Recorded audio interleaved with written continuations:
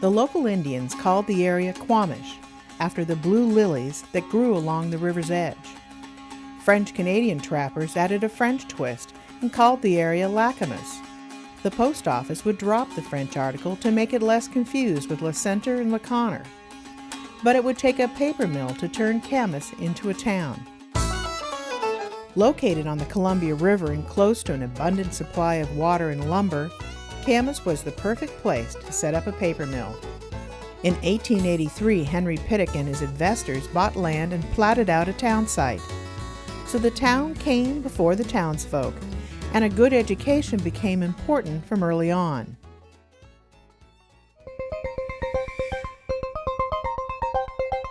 The mill was the spawning point of the needs of an educated workforce that took a higher academic skill than being able to put your foot on a shovel. The paper mill would change hands over the years, but would dominate and define the Camas community for more than a century as its almost sole employer. The mill owners depended on and funded the schools to provide a future educated workforce. The mill started the Crown Willamette Paper School in cooperation with the Camas School District. High school students received college credit while learning the trade. By 1946, Crown Zellerbach built an important research lab in town. That was where we started. Those were our roots, and we've grown from that into a higher tech community. We knew that it was very important to have a top-notch education in K through 12 to prepare students for really a global economy. Local high-tech companies and research labs work with Camas School District to provide on-site internships and other learning opportunities to continue the tradition of a well-educated workforce. I would never have thought I'd get to do this as a high schooler. Most people have to wait until college to do it, so. Parents definitely are active in their children's education in Camas, but I think all in a positive way. Every parent is their job to try to do what's best and advocate for their child. And often that results in new programs offered.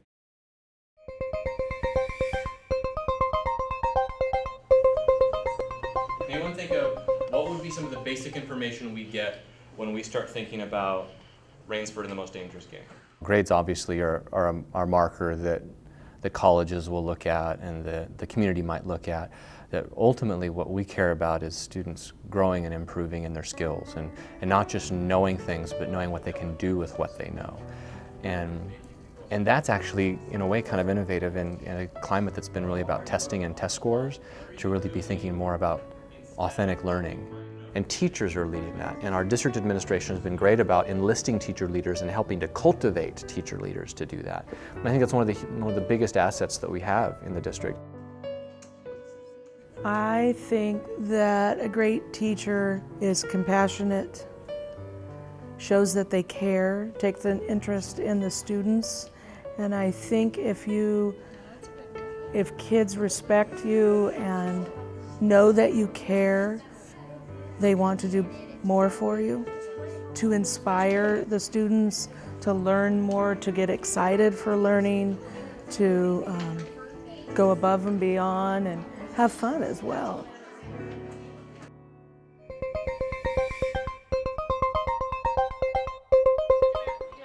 We have really nice people in our town.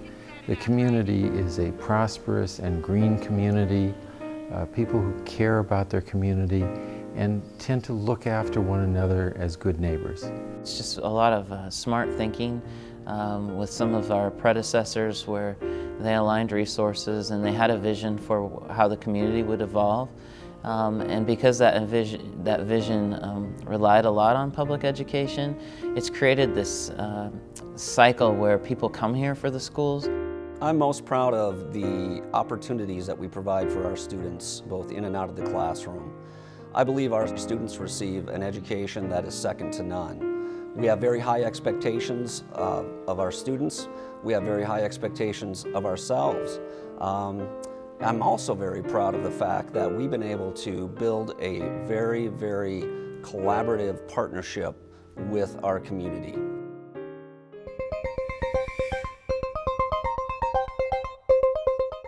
When you look now, In the newspapers, you look anywhere, the excellence that Camas has put in many fronts says that desire of the staff and the leadership and the school board and the people who make the funding possible have done just exactly what they thought they could do, and it shows evidentially in the achievement.